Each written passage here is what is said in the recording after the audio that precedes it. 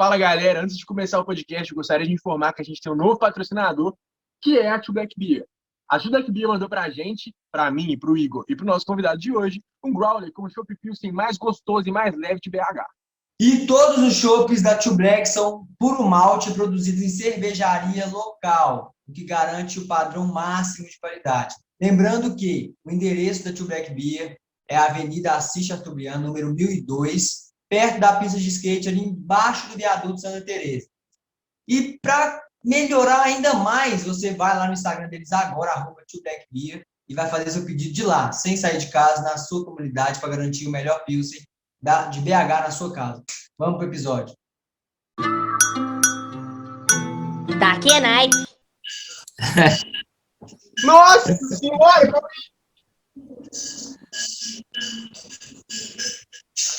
Mark, a luz tá suave aqui, isso. Tem uma voz aqui, hein?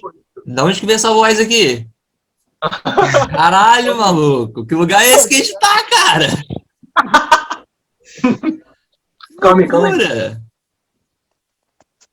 Quer que eu apague a minha luz também? Que a gente fica... Tá todo mundo ruim de luz. Né?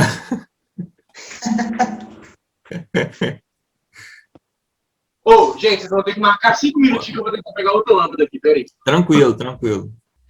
De rocha, sem brava, só força, daqui é Naipe no ar para vocês, para quem nos assiste no YouTube, quem nos escuta pelo Spotify, e Get na voz, se você quiser fazer aquele pix para mim, para me comprar meias novas, ou trocar a lâmpada do quarto do Pedrinho, que vive desligando, estamos aí aceitando. Fala aí, Pedrinho, explana quem é nosso convidado. Pô, você deve saber quem que é, né? Só você olhar pra carinha do homem, é o Jorge Rissa. Como é que você tá, Jorge? Salve, rapaziada, tranquilo? Tô bem demais, pô. Melhor agora ainda na companhia dessa galera aí, doida demais na conta. Boa demais. E aí, Jorge, conta pra nós aí. Conta a sua história pra gente, de onde você começou até onde você tá hoje. Tá, então, comecei nascendo da barriga da minha mãe. Aí, quando eu nasci, tava ali já escorregadio, fui escorregando, bati com a cabeça no chão, deu um pequeno problema, mas consegui começar a caminhar com os meus 2 anos de idade, mais ou menos. Aí cheguei aos 3 anos... Sacanagem. Caralho, Tô zoando. Não, peraí, aqui, eu comecei a andar, se eu não me engano, com 9 meses, filho. Caralho, sério? Foi? Juro pra você. Que isso, cara? Juro pra você, filho.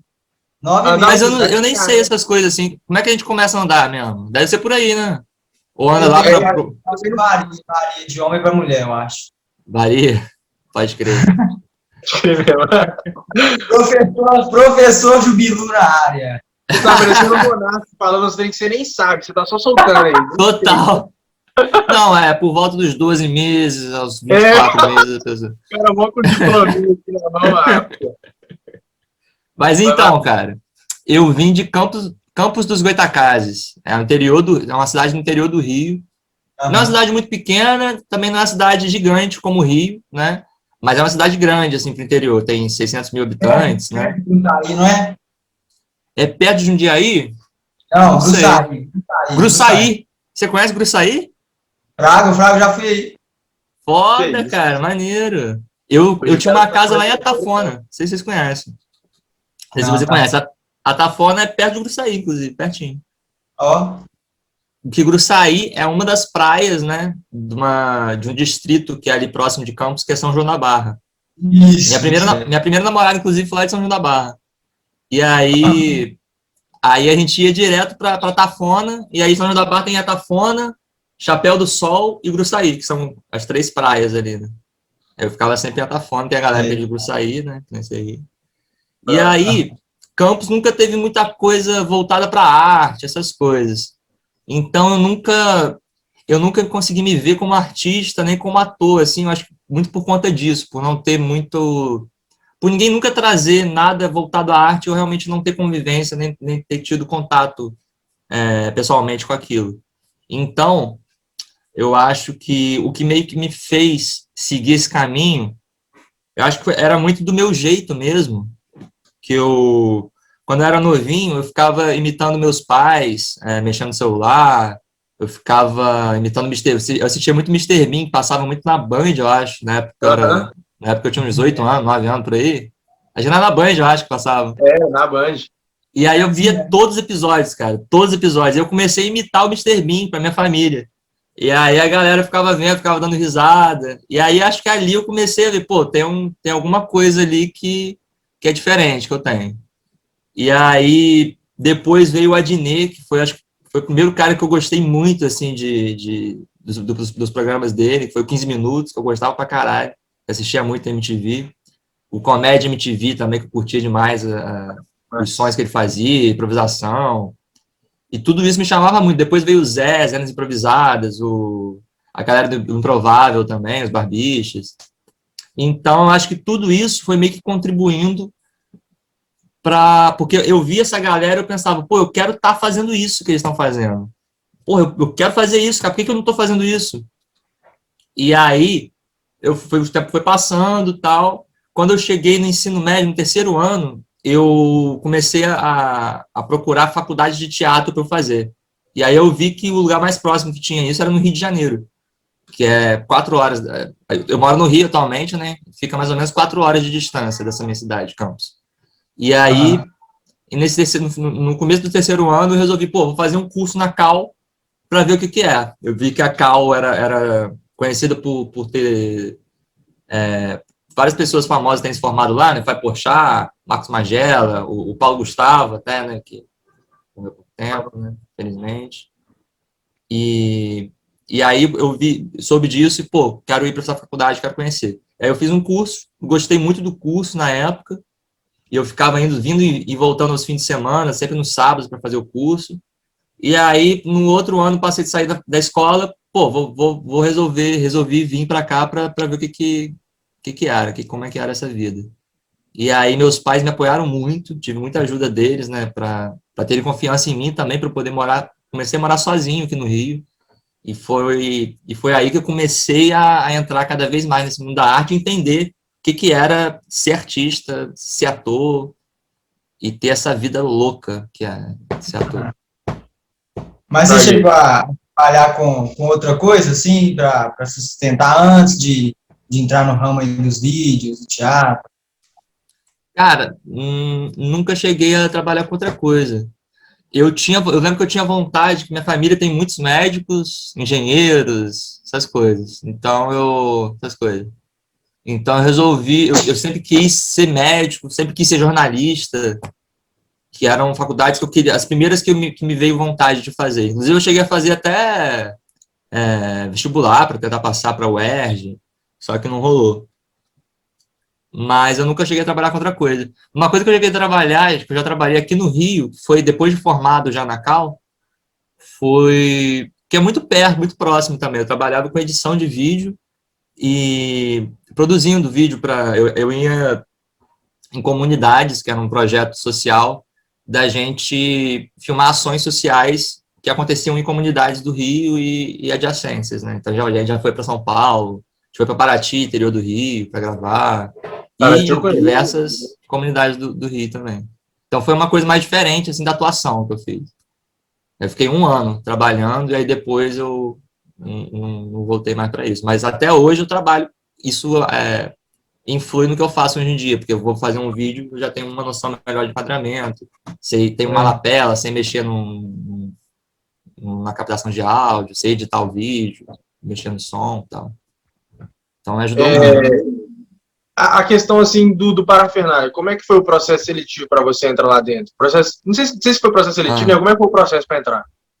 Pô, cara, a parafernália, eu fui chamado por um teste. Alguém que me chamou para um teste, eu recebi um e-mail assim, fui convidado para participar de um teste para eles. Foi depois que eu fiz eu já tinha saído da Cal, eu fiz uma peça que eu escrevi, aí depois eu fiz o Ateneu, que foi uma outra peça que me chamaram para fazer também. E aí depois do Ateneu, foi uns 2 meses depois, me chamaram para parafernália. Aí eu fiz um teste que era para um vídeo específico, que era Passeio na Escola, que foi o primeiro vídeo que eu fiz da parafernália. E aí eu passei no teste para fazer um personagem, que era o Lucas, que era um personagem na época diferente até do que ele é hoje em dia, que virou um personagem fixo, né, da Para na Escola. E aí eu passei nesse teste, fiz esse vídeo, E aí eu fui sendo chamado aos poucos para fazer alguns vídeos, tipo, uma vez por mês, mais ou menos. Isso foi início de 2019. E aí, aos poucos, eu fui entrando ali, sendo chamado por participação, por freela, né? Aham. Entendi. E você Mas foi seguiria, assim que eu entrei lá. você seguiria outra carreira, assim, que você é, assim, que você está hoje? Vocês estão ouvindo esse barulho? Tataca, Não. tataca, tataca, tataca. Ah, que bom. Tem um gato meu aqui que tá puto pra caralho. Acabando com tudo aqui na minha cama. Não dá pra ouvir, não. Achei que tava ouvindo. Se eu seguiria outra carreira? Foi essa a pergunta? Isso. Cara, eu seguiria outra carreira se eu não tivesse que abrir mão da minha carreira para isso.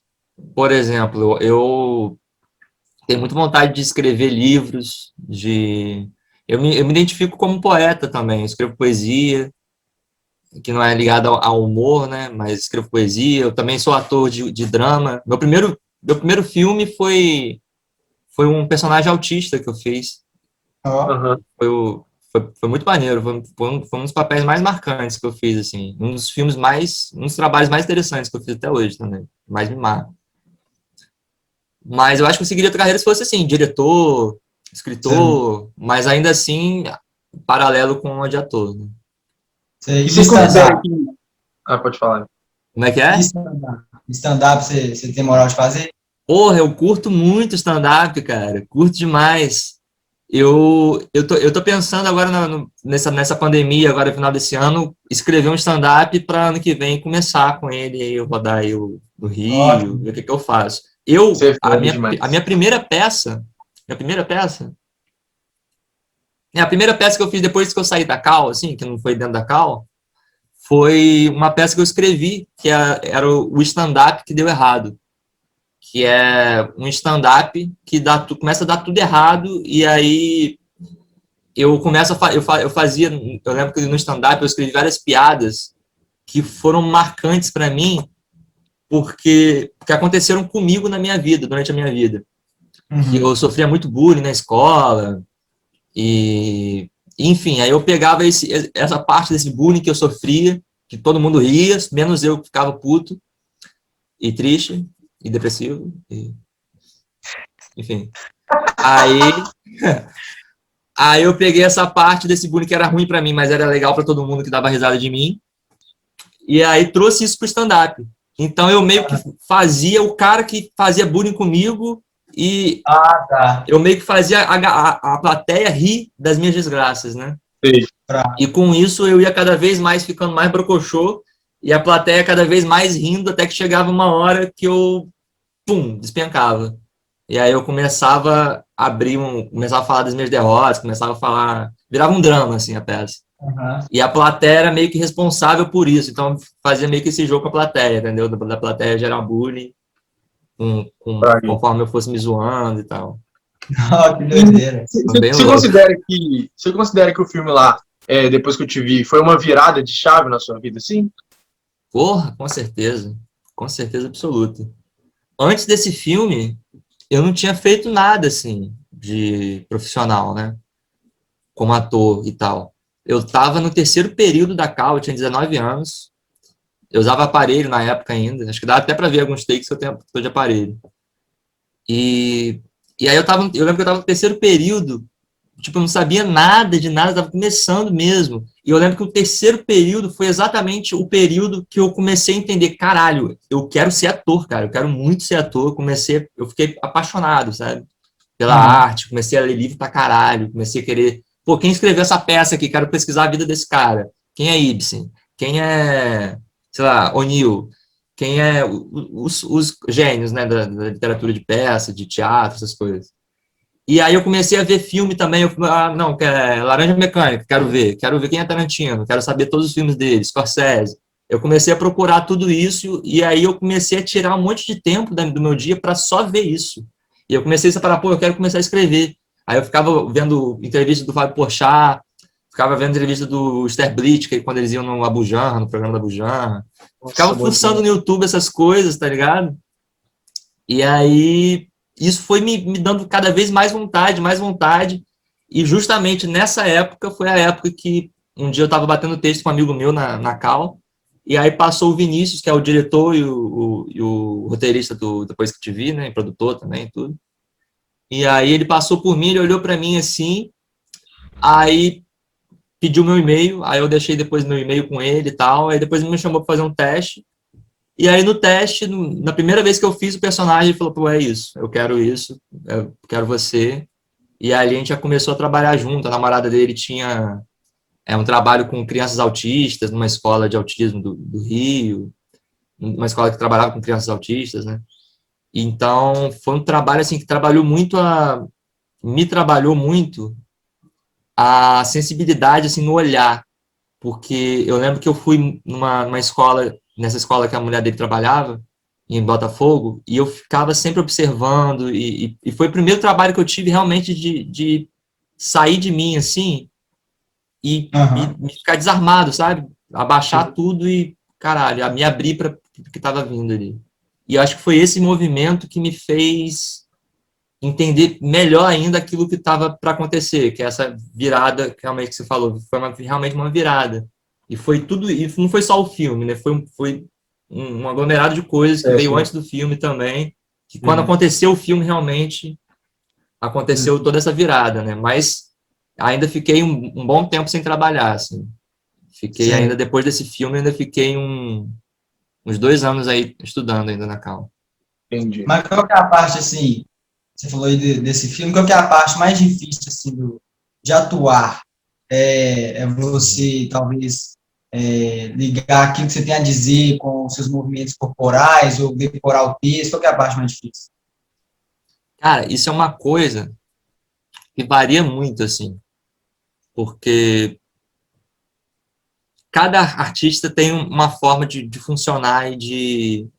Isso é assim como todo mundo, né? Todo mundo tem sua forma de fazer essas coisas.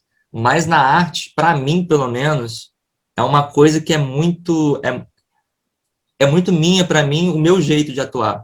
Porque eu não sei se é para todo mundo, assim, mas pelo que eu converso, não é para todo mundo, assim, é para algumas pessoas. Que eu me identifico como um ator muito instintivo, sabe? No sentido de que, por exemplo, eu às vezes, muitas vezes, um personagem, eu vou fazer um personagem, começo a estudar ele e tal, Sim. e eu vejo que esse personagem, eu não tenho que criar para ele. Às vezes, tudo já tá ali. Então, a minha forma de chegar nele, às vezes é só ir, entendeu? Às vezes é melhor eu ir do que pensar sobre ele. Então, eu acho que eu tenho muito essa sensibilidade de ir direto, que é uma coisa que funciona comigo. Mas a maior dificuldade, eu diria, para mim, eu acho que vai em outro lugar, que vai na insegurança, cara. É trabalhar e ajustar a insegurança, saber ajustar a vaidade, saber ajustar o ego, porque eu acho que é o que mais mexe com o ator, assim, porque a gente está trabalhando o tempo todo com uma coisa que é muito específica e que ninguém trabalha em lugar nenhum. Eu estou o tempo todo trabalhando com a minha imagem. Então eu tenho que entender muito da minha imagem, eu tenho que entender da minha imagem, do que a minha imagem é para mim. E eu também, ao mesmo tempo, não posso me preocupar com o que todo mundo está pensando de mim. Mas, ao mesmo tempo, eu tenho que saber o que todo mundo está pensando de mim. Ao mesmo tempo, eu tenho que saber o que a minha imagem passa para esse monte de gente que pensa de mim. E aí, ao mesmo tempo, eu não posso deixar isso me influenciar no que eu sou.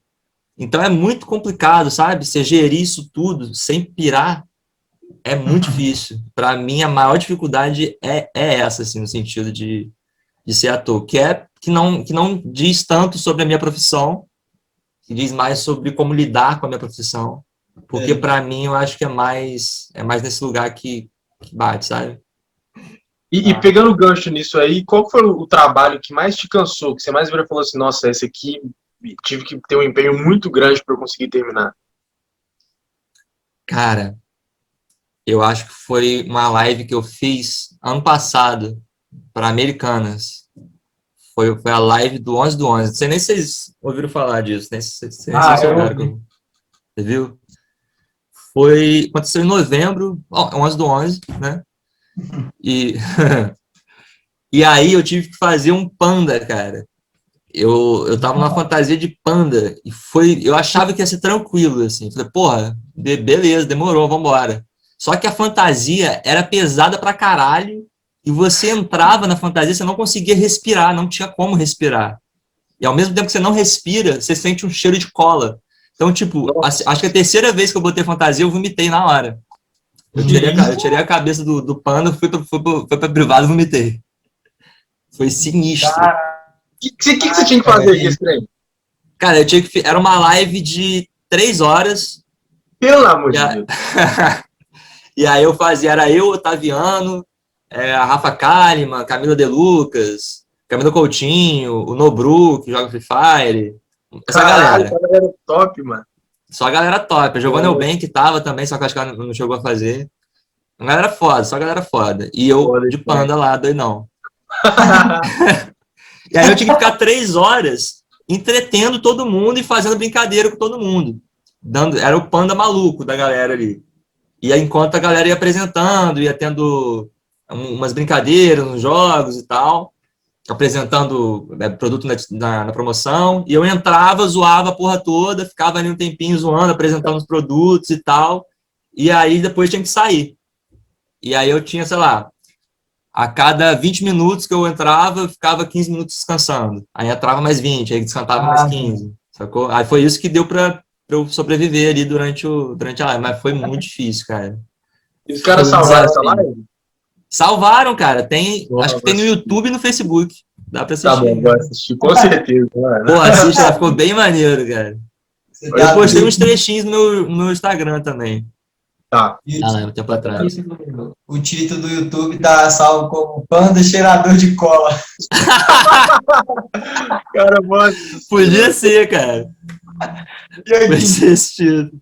Não, você tá louco. Você acha que a plataforma, o YouTube, é uma plataforma que favorece assim, o ator? Como você avalia os prós e contras do YouTube assim, para atuar?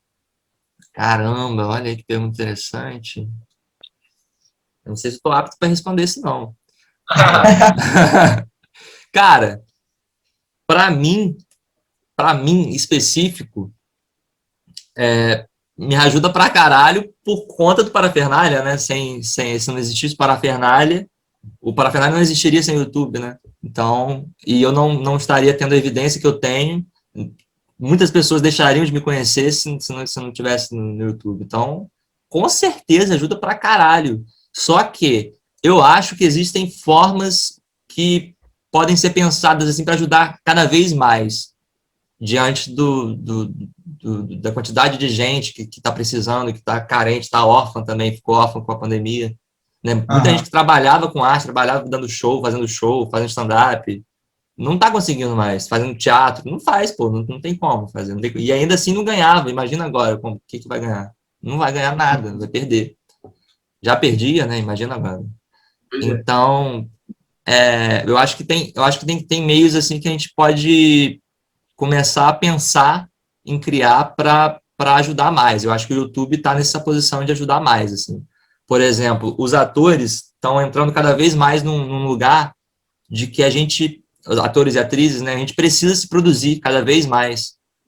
E então a gente tem que saber se autoproduzir. Isso é muito difícil, porque o ator antes ele não tinha esse negócio de fazer vídeo, de ter que fazer um self-tape, que você mesmo se gravando, para fazer um teste. Tudo isso é muito difícil, cara, porque você tem que ter todo um pensamento de tudo isso e o trabalho do ator geralmente não te prepara para isso. Não tem uma pessoa que vai te preparar para saber gravar, para saber ajeitar o som, para saber editar. Então, todo mundo que trabalhou até hoje como ator, pelo menos na área do teatro, não tem essa cabeça voltada para fazer isso tudo. E não teve nenhuma preparação, tanto na escola, quanto na faculdade, quanto em lugar nenhum. Lógico que tem quem trabalha com a internet, né? Porta dos Fundos, Parafernália, ou quem explodiu aí, essa galera que explodiu, Júlio Cocielo, todo mundo, Whindersson Nunes. Eles desenvolveram uma técnica ali, que eles foram aprendendo, se fudendo e aprendendo a mexer e conseguiram explodir. Mas nem todo mundo consegue chegar fácil assim, nesse tipo de coisa, né? Então eu acho que que eu acho que a gente tinha que deixar mais fácil de como o TikTok, por exemplo, faz, de conseguir pessoas que não são conhecidas rodarem por vários celulares, várias pessoas conseguirem ver, mesmo sem ela ser muito famosa. Eu acho que o YouTube também tinha que conseguir mexer nesse algoritmo ali para facilitar um pouco o algoritmo para quem trabalha sozinho e para quem está se fudendo nessa pandemia, sabe? Acho que é uma coisa que dá para ser feita. Tanto é que esse algoritmo do YouTube, às vezes, é tão escroto com a gente que a gente, às vezes, esquece de postar um vídeo ou não posta uma semana, e aí já não recomenda para a pessoa que é inscrita e, às vezes, tá com o sininho ligado. Isso é foda, cara. Isso é foda. No Parafernália, às vezes, acontece muito também às vezes a gente faz um vídeo todo trabalhado e tal, e tem uma palavrinha, e por uma palavra você deixa de monetizar o vídeo, e, porra, isso acaba com o trabalho de todo mundo. No Parafernália, você tem contato com alguma outra coisa além de atuar? Você participa da produção, alguma outra coisa assim? Cara, a gente está sempre participando das reuniões de roteiro, das reuniões de brainstorming, de criação, né? A gente está sempre dando nossa ideia, dando nossa opinião nos roteiros, o que pode melhorar, o que pode melhorar na equipe, no geral. E a gente também... Eu escrevi um roteiro com a Luísa. Foi um único roteiro meu que foi até hoje, mas eu estou começando a escrever mais também. Tenho esse plano de entrar mais no roteiro, de quem sabe também um dia poder chegar na equipe também técnica de assistência de direção, chegar um dia na direção. Eu tenho muita vontade. Eu tenho muita vontade de dirigir também. Mais pra frente. Dentro assim, do Parafernália, qual foi o vídeo que você mais gostou? Você falou, não, esse aqui ficou top. Cara, o último vídeo da primeira vez, parte 3, foi um vídeo atual que eu gostei muito. Mas o vídeo que eu acho que eu mais gostei foi um que eu tive... que eu mais gostei, assim, porque eu pude mostrar vários lugares do meu trabalho e foi muito legal para mim ver eu fazendo uma coisa que eu sempre foi meu sonho, fazer vários personagens em um vídeo só. E esse eu consegui fazer 3 personagens, que foi o... Qual é o nome do vídeo mesmo? Eu esqueci o nome do vídeo. Que é... Chega de estudar, colar pra quê? Deixa eu dar uma olhada. Como é que é? Cara, esqueci o nome do vídeo. É tanto vídeo que eu faço, que eu esqueço. Mas foi esse, e tem um vídeo, que vou falar aqui mais pra frente, vou achar aqui o nome. E tem um vídeo que mais me marcou, que é diferente de mais. Eu gosto muito desse vídeo também, gostei muito do processo que foi. Mas o vídeo que mais me marcou e que foi mais importante para mim é Estudar para quê, o nome do vídeo. O que foi mais importante para mim foi com o que eu fiz do It, que eu fazia o Pennywise. Medo...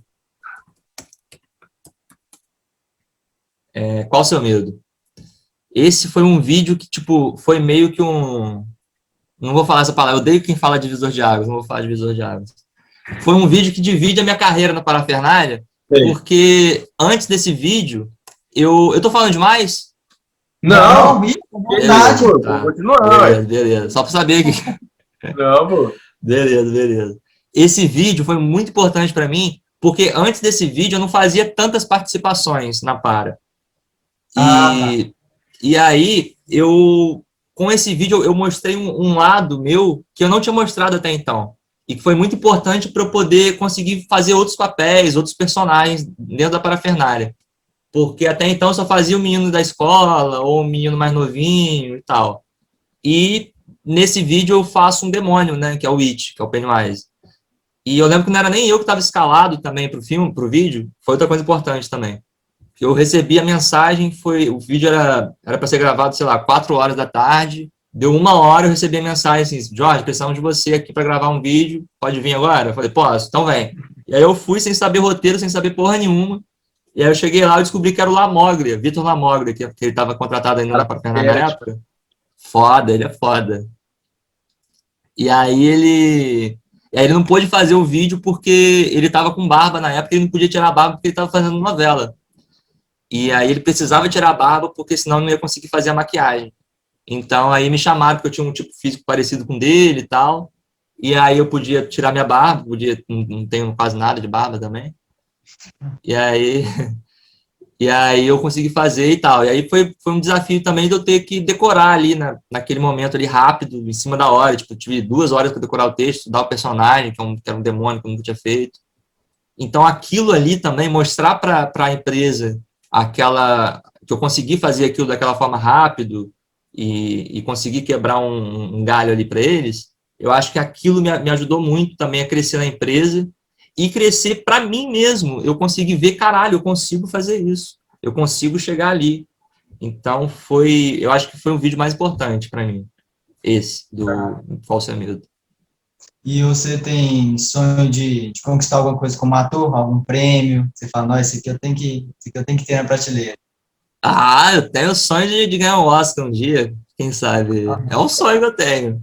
Um Oscar, eu ganhar um Oscar, eu tô, porra, não preciso de mais nada. De onde que surgiu a ideia do casal de 4? Casal de 4? Cara, eu passei a pandemia. Vocês conhecem Casal de 4? Maneiro, maneiro. A gente tem que fazer depois um Casal de 4 com o Tech Live. Não, esse é foda. Cara, foi durante a pandemia. Começou a pandemia, né? Foi o quê? Maio, acho. Por aí, né? Abril, maio de 2020. Não, foi março. Março.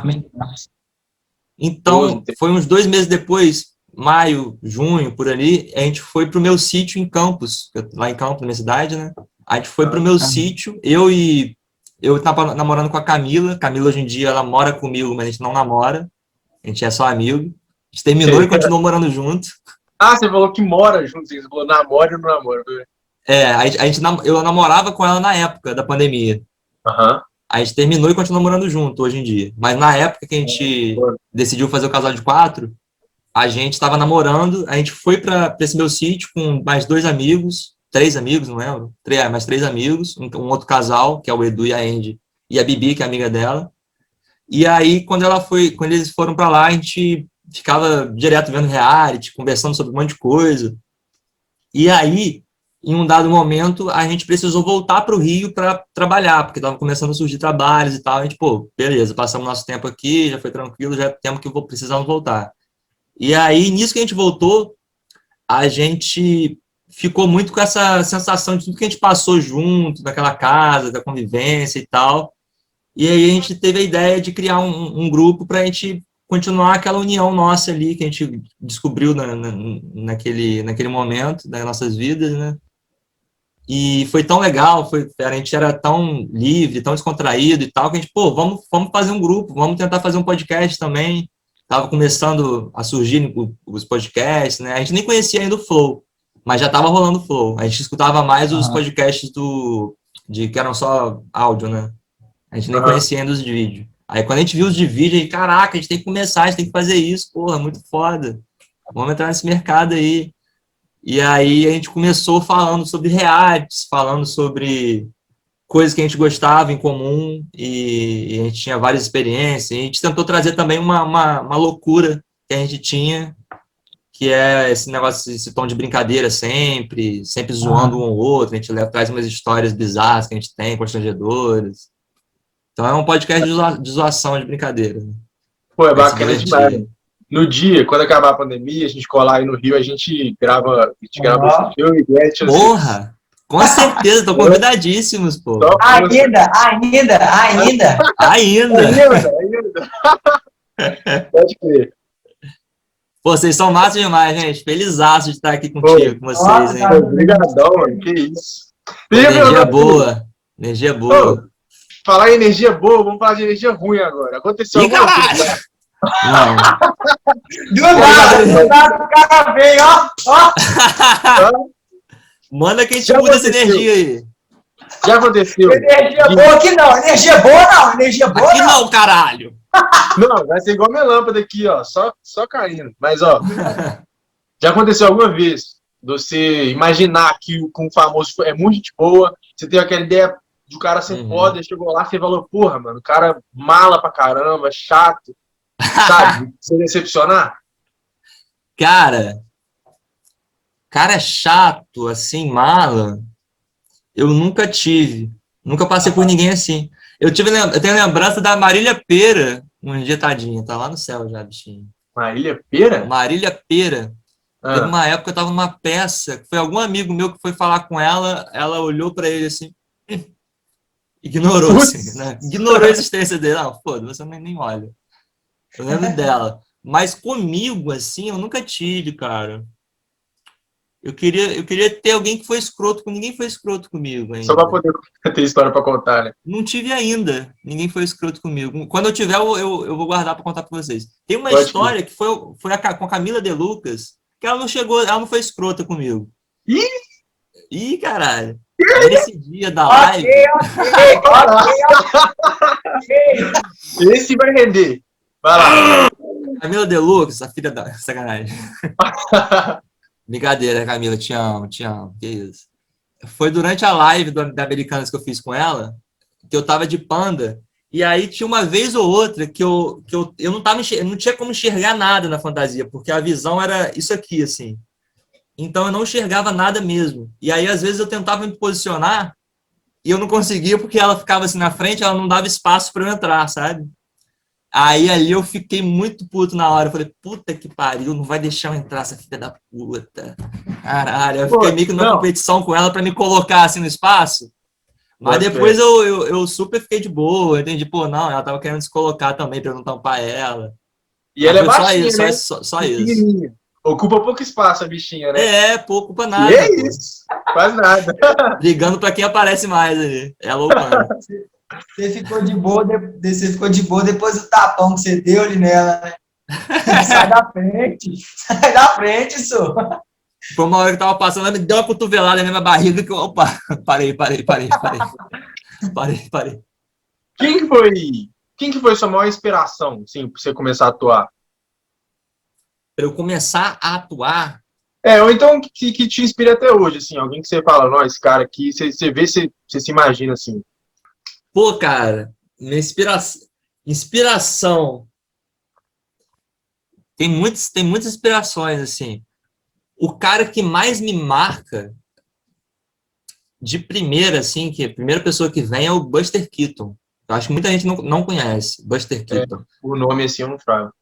Ele foi da mesma época do Chaplin. Não sei se da mesma época. Eu acho que ele foi até um pouco antes do Chaplin.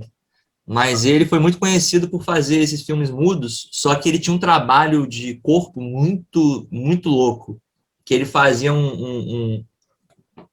ele fazia umas acrobacias, umas paradas muito surreais, assim.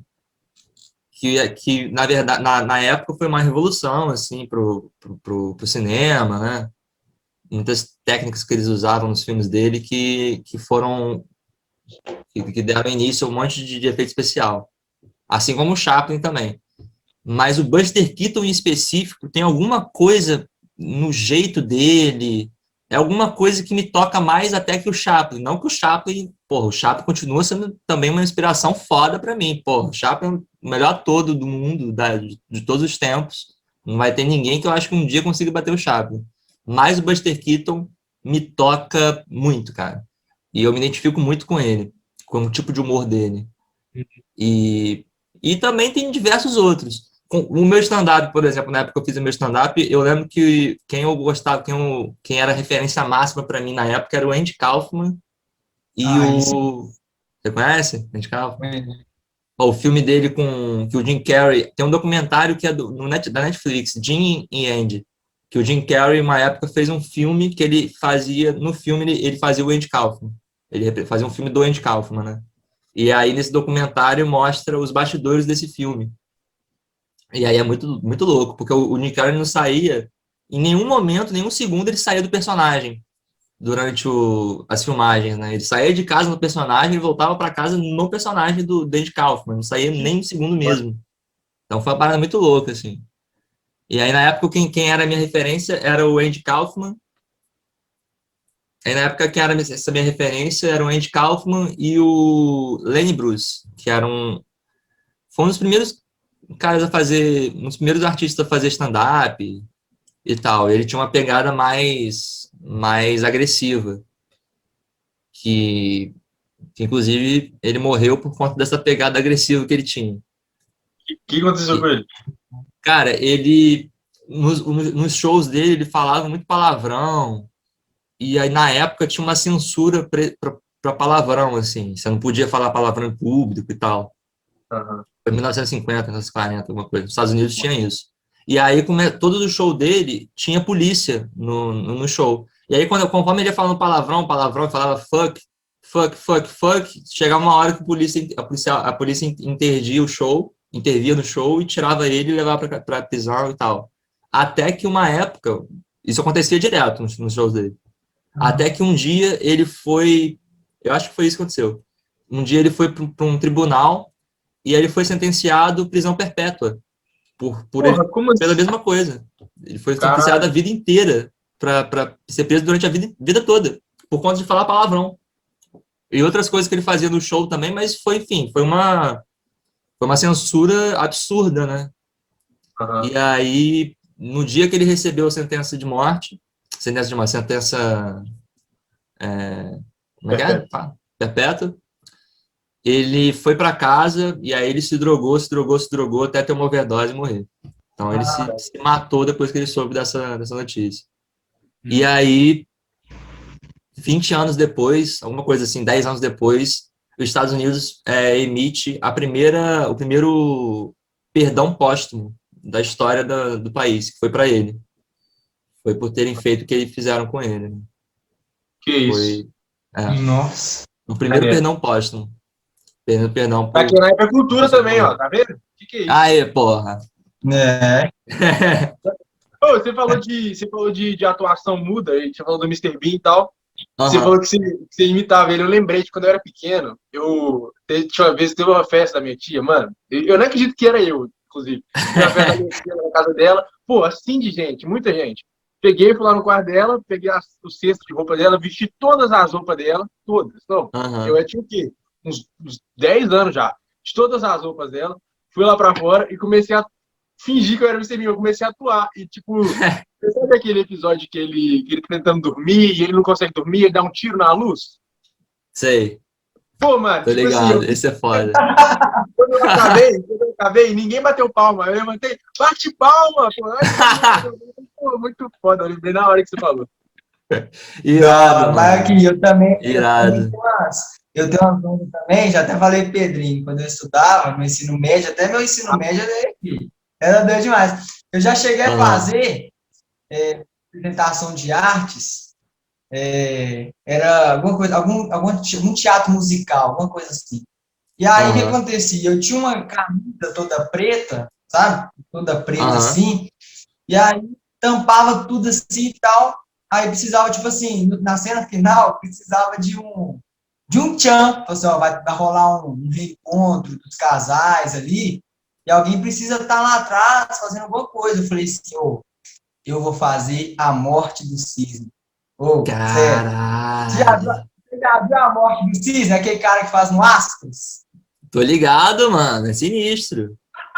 No quê? É, No Aços? Que cara tem? Acho que... então não sei, acho que não sei, não. É um que ele faz com break.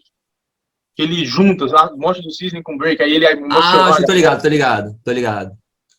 A morte do cisne. Eu fiz isso, mas geral deu pala. O professor de arte chorou. Falei assim, meu caminho. Para! Mete essa não, mano. Ficou emocionado, cara? Para, Guilherme. A morte do cisne, o jeitinho que eu fazia o ombrinho assim, ó, aqui, ó, aqui.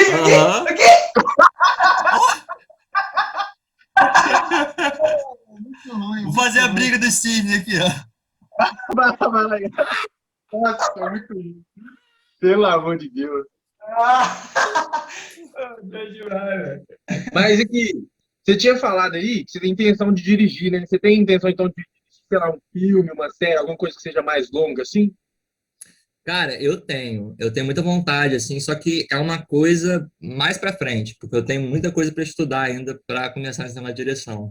Eu percebo, assim, que eu tenho um olhar ou outro, assim, que às vezes vai para uma direção e às vezes eu faço umas coisas que eu percebo que dá certo, assim, funciona. Então e isso vai me dando curiosidade de querer criar um universo em que seja todo pensado por mim, sabe? Eu tenho muita vontade de criar criar histórias, criar esses universos, criar essas narrativas. É uma coisa que eu tenho muita vontade e ter controle total de poder manipular aquilo ali, como se fosse um jogo, criar um jogo mesmo, criar uma parada, sabe? Então eu tenho muita vontade, só que ainda não tenho tanta experiência. Então eu estou ainda caminhando aí, estou no começo. Mas eu acredito que daqui a uns 10 anos, pelo menos, eu vou fazer um filme, vou fazer alguma coisa assim, dirigindo. Eu Entendi. quero, pelo menos. Sabe o vídeo que você tem lá no Porta dos Fundos? Eu queria saber como é que. Aham. Tanto que no dia que eu assisti, eu falei, pô, o cara foi pro Porta dos Fundos. Só que aí do nada você não tava no Porta dos Fundos. Eu falei, mano, como é que funciona isso? Vocês podem fazer essa participação assim sem problema nenhum nem nada? Então, cara, na época, eu acho que foi 2019, foi do comecinho de 2020. Na época eu ainda não estava contratado na parafernália, eu era só freela, então eles me Aham. pagavam por vídeo. Então, como eu fazia participação, eu não tinha contrato, então não tinha compromisso Ah, nenhum com parafernália ainda. Então eu pude certo. fazer na época. Hoje em dia eu já sou contratado, hoje em dia eu não poderia. Não pode, né? Mas É. lá dentro tem. Não sei se você pode falar isso. Se não puder, tudo bem. Mas dentro Ah. tem essa rivalidade ou é tipo muito na paz, tipo, tranquilo? Não, é tranquilo, não tem rivalidade, não. Aham. Não tem nada disso. Tanto que na época foi, a galera até me elogiou, todo mundo da Para me elogiou pelo trabalho lá no Porta, a galera Pô, curtiu. ficou fera demais, velho. Eu Foi acho bem que maneiro, foi bem foi bem maneiro. demais. Oi, Guedes, Mas você a quer fazer pergunta? parafernália, pra mim, tá. Eu nunca me meti em nenhum problema, nunca soube de Aham. nada, assim, de rivalidade, nada. Geralmente essas rivalidades assim é mais de fã, né, velho? Tipo, principalmente lá mais Sim. 2015, assim, que era muita gente, ai, parafernália contra a Porta dos Fundos, só que nunca dentro tem muito, né? Tem alguém que sempre tem alguém no comentário também, parafernália é melhor que Porta dos Fundos é melhor que Aham, parafernália, quem vai mais de boto parafernália fé. não tá curtido, quem não gosta, não sei o quê. É tipo, é lógico que tem, para quem assiste, tem o público que assiste mais Porta dos Fundos, tem o público que assiste mais Parafernália, e tem o público que assiste os dois e fica querendo comparar nessa brincadeira. Tipo, que tem também McDonald's, Burger King, Uhum. que são empresas, né, que fazem A mesma coisa. um material parecido, né? É, Aham. botei fé. Funciona. Oi, Guedes, vamos para as perguntas? Bora para as perguntas. Lembrando que se você que nos está assistindo, nos escuta, quer fazer sua pergunta para o nosso convidado, você vai lá no nosso Instagram, @daquenipe_pdc, @daquenipe_pdc. Lá você vai ver a agenda da semana, quem vai estar aqui com a gente, e aí você faz a sua pergunta. Primeiro, @descom_tour. Oi, Qual a Guedes, não, maior... peraí. Você não falou sobre o Pix. Isso! Pix, esse é importante. Opa! Eu esqueço aqui, ó, É faz-me rir. importante, Porra, cara. faz-me rir, você me esquece? Pelo amor de As Deus. verdinhas, Vamos porra. lembrar do Pix. Tem mensagem que é salve, manda salve para tal lugar. Ah, faz um feat comigo no Estrada Cantor. Ah, manda o Jorge Rissa atuar aqui em tal lugar. Então, o que a gente faz nessas mensagens? Como a gente traz mais dinamismo aqui para a conversa, a gente separa só perguntas. Então, se você quiser mandar seu salve, pedir para mandar abraço, etc., você joga R$ 2 no nosso Pix, que vai nos ajudar também. E aí a gente coloca a sua mensagem, a sua pergunta como principal. Primeiro descom, underline tour. Qual a maior dificuldade em atuar? Uma dificuldade em atuar. Eu acho que é um pouco daquilo que eu falei, né? Mas falando assim, abrangendo todo mundo, abrangendo tudo, eu acho que a maior dificuldade de atuar é você conseguir se abrir e se permitir cada vez mais se transformar, mudar, é ter desapego, cara, com o que você pensa sobre a vida, ter desapego na forma que você vê o mundo. É estar sempre querendo melhorar, estar sempre querendo se aperfeiçoar e entender que você é uma ferramenta, que você é a sua ferramenta. Então, a sua ferramenta tem que estar cada vez mais lapidada, tem que estar cada vez mais perfeita ali para o seu trabalho. Então, você tem que estar com os pensamentos abertos, tem que estar com a sua cabeça livre, tem que se desfazer dos seus preconceitos, tem que buscar entender o que está acontecendo de errado no mundo. Então, o mais difícil, eu acho que é se permanecer sempre atualizado e aberto e disposto a mudar. E também comprometido com a profissão, de ter que estudar, de saber que não é zoeira, atuar não é zoeira. Muita gente acha que é brincadeira, que é se drogar, que é viver a vida loucamente, sem respeito nenhum por ninguém e tal, vamos embora, vamos ficar rico. E tá longe de ser isso. Longe. Quem dera se fosse só isso, Quem né? dera. Porra. Tem A muita linha, gente acha que é isso. assim, É complicado. Todas as profissões têm essas pessoas que imaginam que é tudo muito fácil, né? É tudo muito tranquilo. Sempre tem, né, cara? A Lilian Love perguntou: qual filme você mais curtiu fazer? Qual filme eu mais curti fazer? Hum, cara, o que eu mais curti fazer, eu acho que o que eu mais me diverti, assim, eu acho que foi o Gambiarra. É um filme cyberpunk, que é um Aham. média-metragem, né? E foi muito divertido porque eu curti muito fazer o meu personagem, o Flané. É um personagem que eu me apeguei muito nele, assim, que eu curti demais, cara. Que eu me identifico muito com ele. E foi uma pegada um pouco diferente, assim, do que eu fazia antes. Que foi o primeiro distanciamento que eu tive também do autista, que eu tinha feito antes. Acho que o Flané, acho que pode ter sido o que eu mais me diverti. Eu fico meio esse do Flané e um outro filme que nem foi tão conhecido assim. Muito poucas pessoas viram, que foi um que participou de alguns festivais, que é um filme da ESPN, que eu não sei nem se lançaram no YouTube esse filme, mas é um filme eu faço um diretor maluco que está dirigindo um filme e aí um filme muito ruim, só que ele se acha o diretor mais genial do mundo. E aí ele age com todo mundo, ele é escroto com todo mundo. É tipo o Michael Scott do The Office, pra quem conhece The Office. Boa, tô ligado. Foi um bem maneiro. Foi super referência o The Office pro filme, inclusive. Que foda, velho. Mas eu Muito fico bacana. entre esses dois. Doido Entendi. demais. Agora, Mas, arroba mas como é que ele chama Underline. mesmo? Só pra eu O assistir? Porque, pô, filme, esse Michael Scott. Aham. o Fantasma no Parque, o nome do Tá, filme. pode deixar. Fantasma no Parque. Underline Jui, underline, ó, arroba Jui, underline Fig1. Tem vontade de ir para a Globo? Manda salve para Belém. Salve, Belém! Ah, não é pra mandar agora, né? Depois, salve depois. Ah, não, essa aqui foi esperta. Essa aqui mandou a É, pergunta e o né? salve. Ela mandou em cima. É. E aí, eu mando, respondo de novo aqui. Pode, fica à Pode, vontade. pode botar. Cara, tenho muita vontade de trabalhar na Globo. Globo, me chama, Globo! Pelo amor de Deus, me chama! Globo, com certeza tem alguém aqui assistindo a gente. Eles vão Sim, entrar em contato.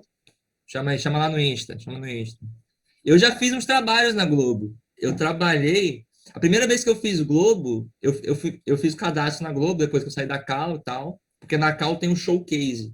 O showcase, quando você faz tudo que tem que fazer na Cal, no último ano você faz o showcase. Que o showcase reúne produtores de elenco do Brasil todo, mais especificamente do Rio de Janeiro, mais especificamente ainda da Record e da Globo, mas tem vários produtores de elenco, não necessariamente essas duas empresas.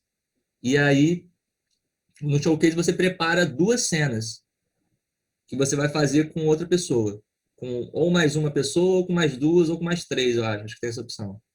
E aí, você escolhe uma cena de qualquer lugar, ou do Porta dos Fundos, ou do Parafernália, ou de novela, dependendo do que você quiser. E aí você leva essa cena para os produtores, e aí, conforme se eles acharem legal, se eles chamam para fazer um cadastro para futuras possibilidades. E aí, assim, eu cheguei na Globo, fiz o cadastro lá, e aí, 2 anos, não, eu me formei em 2016. Em 2018, no mês de 2018, eu fui chamado para fazer uma oficina de humor na Globo. Fui convidado para fazer. Cara, que foi uma experiência, uma das experiências mais incríveis que eu tive até hoje, né, nesse meio, assim, de curso, de Ah, oficina. Porra, foi muito, muito foda, cara. Eu acho que foi talvez aonde eu mais aprendi, assim, sobre o humor, sobre a comédia. Porque eu tive contato com a diretora da Grande Família na época, que é a Pô, Patrícia que isso. Pedrosa. Tive contato com o Jorge Furtado, que é, porra, simplesmente, para É, mim, um dos maiores roteiristas do mundo. E é brasileiro, né? Jorge Furtado é um gênio, gênio, gênio sem dimensão. é. Tive aulas direto com o Hugo Pozzolo, que é um cara, um palhaço muito foda de São Paulo. E muita gente. Com o Maurício Riso também, que já foi roteirista do Zorra, do Tá No Ar, trabalhou no Tá No Ar. Então, tem muito a agradecer por todo mundo que participou dessa oficina e que me colocou lá. E em 2019 eu trabalhei fazendo stand-in do Márcio Smelling como seu boneco na Escolinha do Professor Raimundo. Que foi também um outro lugar que eu aprendi muito também. Você fez o quê? Eu fiz stand-in. O Que isso? stand-in é porque, assim, todo mundo fica perdido também quando eu falo isso. Porque a Escolinha do Professor Raimundo, eles trabalham, a Sininha de Paula também, que tive, porra, maior prazer ter trabalhado com ela. Sininha de Paula, ela é gênia também. Ela é sobrinha, eu acho, do Chico Anísio, né? Então ela Ah, trabalhava ela que dirigia o Chico Anísio, a Escolinha do Professor Raimundo, tudo desde daquela época. E aí, o stand-in, o que ele faz? O stand-in, na Escolinha do Professor Raimundo, ele decora o texto também, estuda o texto, e aí, antes dos atores chegarem, eles batem na frente das câmeras, que ali é onde acontece o ensaio das câmeras, para as câmeras se posicionarem para gravar os atores, e aí a gente pega o que os atores têm que fazer, a direção passa para a gente, e aí a gente tem que passar a direção para os atores, porque a gravação acontece tudo de primeira.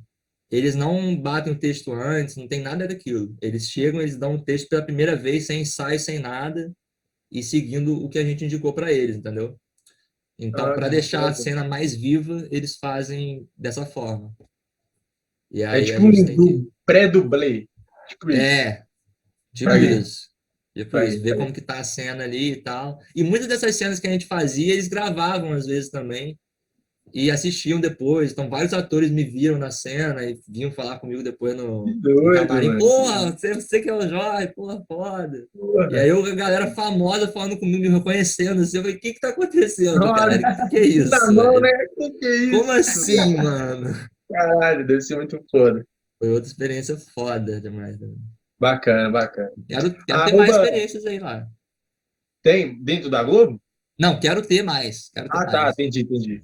Claro, É, não. Você vai ter, relaxa. vou ter, tomara. Arroba Kive4H perguntou: Tu aprendeu a chorar no teatro? Salve ainda. Aí, ó. Galera do salve aí, ó. Pô, Safados. tão acabando com o nosso Pix, hein, Guedes? Por quê? Só manda salve pra quem manda Pix, hein? É, a partir de agora vai ser assim. Ô, Vai lá. então, cara, eu aprendi a chorar na vida, isso. Eu aprendi a chorar na vida. Nossa, E Muito quando eu bom. nasci também, o médico deu um tapinha, né? Cara, eu lembro, eu não sei como que foi que eu me entendi sabendo chorar a hora que eu quero, assim. E eu acho que não foi fazendo manha para minha mãe. Eu acho que foi, eu não sei como que foi. Eu sei que um dia eu sabia, eu comecei a querer mostrar para todo mundo que eu sabia chorar quando eu queria. Eu lembro que a primeira vez que eu tenho essa lembrança sou eu numa caminhonete assim com um monte de primo meu em volta. Aí todo mundo pedindo, chora, Jardim, chora pra gente ver, chora. E todo mundo pedindo, chora, chora, chora, chora, chora. Aí eu comecei a chorar pra caralho e tal. Que E foi foda, ali mano. que eu fortaleci isso e comecei, ó, sei chorar, porra. Nem sabia que ia ser Nossa, ator, nem mano. sabia que ia ser nada, só aprendi que sabia Deve chorar. ser muito estranho, deve ser muito estranho se eu começar a chorar do nada. Eu acho que eu ia pegar, eu podia estar felizão. Se eu começar a chorar, eu ia pegar uma bad vibe, o rolê todo e ia estragar. Eu falei, não, mano, eu tô mal, velho. Agora eu tô mal. Mas mano, às vezes acontece isso. Às vezes eu tô bem, às vezes, deixa eu ver se eu consigo chorar agora. E fico mal depois, fico meio. Porra, que bosta. nossa, Às vezes fica a tristeza um pouquinho. Que Tem que ter um isso. trabalho ali para tirar a tristeza e voltar ao É, normal. eu ia até te perguntar isso. Quando você tá atuando, você faz uma. Você tá feliz. Você tá muito feliz, Aham. todo mundo tá feliz. Aí você atua numa cena que é triste. Você sai de lá, como acabou de gravar. Pô, galera, terminamos, encerramos aqui a gravação. Você sai de lá dentro do personagem, tipo, triste, você sai de lá assim, ou você, tipo, vira exato. outro? É. Cara, muita gente não dá esse detalhe para essas coisas. Tem gente que acha que realmente é só fazer, falar o triste, né, beleza, de boa. Negativo. Mesmo as pessoas que acham que vão sair de boa ali, fez ali, não, acabou a cena, vou para casa. Cara, todo mundo carrega um pouco do personagem para casa. Todo mundo. Tem que ser muito. Porque é muito sutil, velho. Porque ao mesmo tempo que a outra personagem é você, continua sendo você, entende? Então aquela Pra- emoção que você deu pro personagem, em algum lugar ela faz parte de você também. E se você não deixa aquilo ali claro para você, ninguém vai saber deixar para você claro essa informação, entendeu? Então é uma coisa que o ator tem que estar trabalhado disso. Porque as pessoas, nem o ator percebe e muito menos as pessoas têm essa sensibilidade de se ligar nisso. Então é uma coisa séria, assim. Inclusive, quando eu fiz o autista, eu fiquei muito tempo achando que eu era autista mesmo. Por muito tempo eu fiquei pensando, caraca, será que eu realmente sou autista? Hoje em dia eu percebo que não sou. Mas vai nesse lugar mesmo, cara. Você tem que fazer um trabalho ali para tirar depois e para tirar aquela energia de você. Para entender que não é você, é outra coisa. Agora o arroba casal de quatro. Quem beija melhor? Marcela Maria, Luísa Narciso, Renata Canossa ou Dan Lessa? Que história é essa? Caralho. Beijou da Lessa, velho? Como assim? Vocês conhecem a Danessa? Pô, demais. Falar nisso, Demais. falar nisso. Dan Lessa, queremos você aqui. Esse ano nosso Vasco vai atropelar o Cruzeiro. Sai fora. Esse ano tem, ó, só aqui fazendo Vasco, ó. Eu queria ter um time para poder entrar nessa briga com vocês aí. Você torce pra que time? Cara, eu atualmente eu não acompanho futebol, infelizmente. Mas eu torci já pro Flamengo. Aí eu lembro que na época o Flamengo perdeu, foi pro Santo André, eu acho, na Copa do Brasil. Acho que foi pro Santo André, não foi? Na Copa do Brasil? Eu lembro que nesse dia eu troquei. Eu falei, não vou ser mais flamenguista, não. Cansei. Aí eu virei Fluminense, virei tricolor. Porra, E mas você aí, saiu direto pro rival, porra, que isso? exatamente. Loucura. Eu era muito novinho na época, acho que não tinha essa dimensão também. Aí eu fiquei tricolor um tempo, aí depois, com uns 10 anos, eu comecei a torcer pro Manchester United. Aí eu falei, não, agora eu gosto do Milan. Aí eu comecei a torcer pro Milan. As ideias, o cara, ó, nada a ver com nada. Aí no Milan eu virei fã do Shevchenko, que era um atacante do Milan na época que eu torci. E aí o Shevchenko eu descobri que ele era da Ucrânia. E aí um tempo depois ele voltou pro time de origem dele, que era o Dinamo de Kiev, da Ucrânia. Aí eu comecei a torcer pro Dinamo de Kiev também. Aí depois eu falei, não, deixa pra lá, cansei. Cansei de brincar. Não, futebol então não é pra você mesmo, não. O que é isso? Foi mudando. O esporte que eu chego mais perto hoje em dia é o tênis, que eu gosto mais, que eu me identifico mais. Mas qual Mas desses o melhor aí que beijo, beija melhor? cara, que foram as 3 meninas que eu beijei no Parafernália, que foi a Canossa, a Marcela e a Luísa. Mas o Dan, o beijinho do Dan, depois de que acaba a cena, ele dá aquele beijinho. Muito bem trabalhado, meu ator. Vai pro seu cantinho, vai pro camarim. É o melhor beijinho de todos. É o beijinho para encerrar o dia de gravação. Pô, muito bacana. Eu não sabia dessa história do Danessa, não, velho. Que isso. Não, nessa, sempre que acaba a gravação, ele dá um selinho em cada ator. Mas o Danessa trabalha com vocês lá onde? No Parafernália? No Parafernália. Ele é diretor da Parafernália. Pô, que foda, mano. E também é integrante do Grupo Inverso, né? Isso eu não sabia. Eu fragava ele do Defante, né? E do grupinho dele lá, mas eu não sabia que ele era do Parafernália. E ele trabalha com o Defante também, grava sempre as paradas do Defante, edita. Sim, muito fera, muito fera. Pô, e ele é diretor da Parafernália, pô. Os filmes de 2000, agora da pandemia, os vídeos, 2020, 2021, tudo ele que dirigiu. Tem um ou dois que foram outras pessoas. Então você vai fazer aquela ponte para nós convidar o Dalessa para cá, porque a gente é fãzão do cara. Porra, com certeza, cara. Vou falar com ele. Vou obrigar ele a entrar aqui. Pode crer, valeu. Vocês. E para encerrar aqui, né, o arroba Vini Bianchini perguntou como é que foi contracenar com o Rafael Portugal? Eita, nós. Porra, foi um sonho, cara.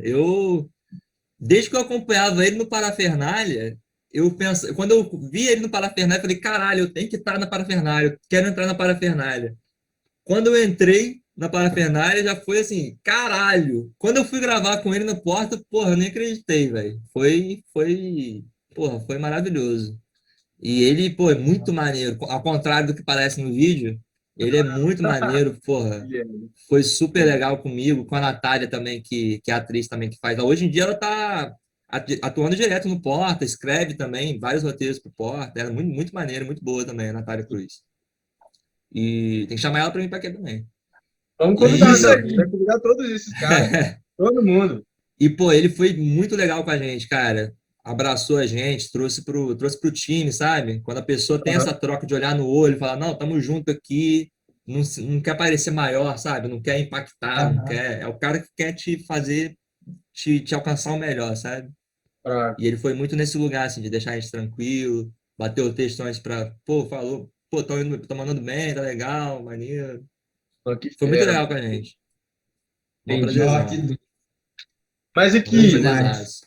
mas ô Jorge, queria agradecer demais sua participação aqui, dizer que foi muito bacana, que a Ô, gente ficou muito feliz, porque, tipo assim, a gente te vê na tela, né? E aí, quando a gente tem essa oportunidade de poder conversar com você, é muito foda, a gente vê que você é uma pessoa muito bacana. pô, que E muito maneiro. obrigado pela participação, mano. Tamo junto demais. Pô, eu que tenho que agradecer a vocês, gente. Pô, muito obrigado por vocês estarem falando isso para mim, estarem conversando comigo, terem me chamado para participar aqui com vocês, poder me apresentar para várias pessoas aí que seguem vocês, que acompanham o trabalho de vocês.